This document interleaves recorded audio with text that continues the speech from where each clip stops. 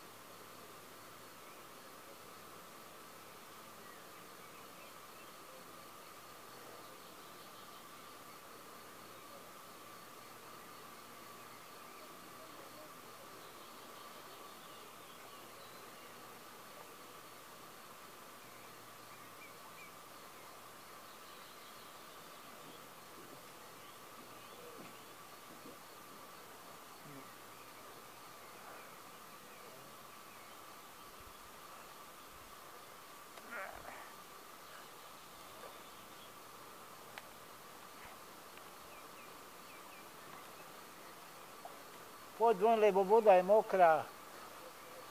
Ale včera som normálne cítil tu na kľúčných kostiach, jak mi chladilo. No vidíš. A teraz už je teplá. Si mal zapnuté chladenie, hej? Dneska si nezapol, hej? Mal som to tu, brzovú kvapalinu.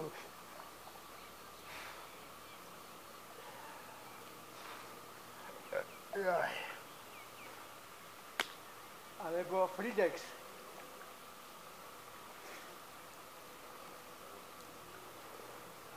Je to tak, vieš, jak mal som Škodovku a pri bloku stala pod balkónmi a nalieval som do chladiča vodu vzadu, nie?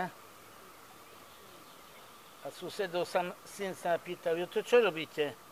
Tak lejem vodu. A prečo? No však aby auto išlo, nie? A vy nechodíte na benzín, nie, ja dávam vodu.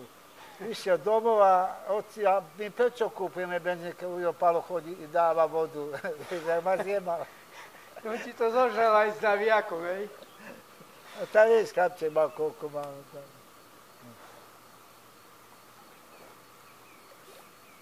No však ja som neklamal, ja som povedal, aby auto išlo, nie? Však keď som nedal vodu, tak mi zapeče motor. Ale teoreticky bez vody by tiež nešlo. No však práve, že hovorím.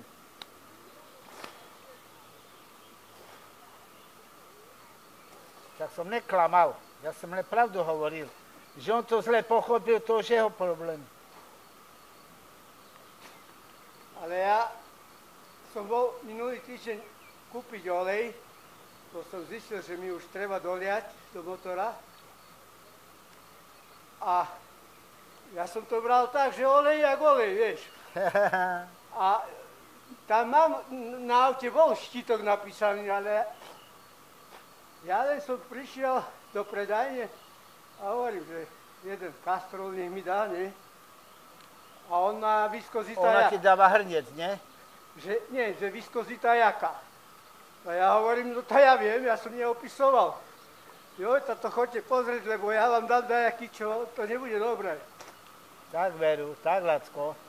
5 rokov mi nali bazmek olej a mi svietila kontrolka do piči. A potom sa pýtam, že čo? A nakoniec hovorí, že dali iný olej, vypustil som, dal som ten čony a kontrolka sasla.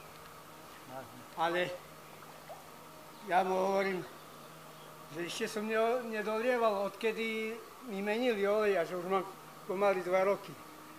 A on hovorí, jo, tak to už by ste mali vymeniť, lebo to netreba podceňovať. A hovorím, to teraz v lete vymením.